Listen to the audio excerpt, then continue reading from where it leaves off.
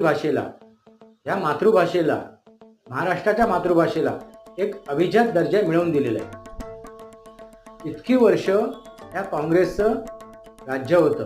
काँग्रेसने अनेक सरकारं स्थापन केली, अनेक वेळा राज्य केलं। अशा काँग्रेसने गेल्या 70-75 वर्षात ह्या मराठीला अभिजात दर्जा मिळवून दिला नव्हता। हा अभिजात दर्जा कोणी मिळवून दिला? खुद्द पंतप्रधान नरेंद्र मोदी यांनी। मित्रांनो, त्यांच्या कार्यकालामध्ये हा त्याने अभिजात दर्जा मिळवून दिलेला आहे, त्याचा मान सन्मान ठेवलेला आहे। आणि त्यावेळी हा दर्जा मिळवून दिला त्या दरम्यान त्यांनी जे भाषण केलं, मराठीमध्ये भाषण केलं आणि इथल्या महाराष्ट्राच्या गौरवशाली इतिहासाचा, इथल्या महाराष्ट्राच्या गौरवशाली संत परंपरेचा सुद्धा त्यांनी उल्लेख केला, त्याची माहिती दिली। मित्रांनो, ही गोष्ट सुद्धा वाखाणण्यासारखी आहे।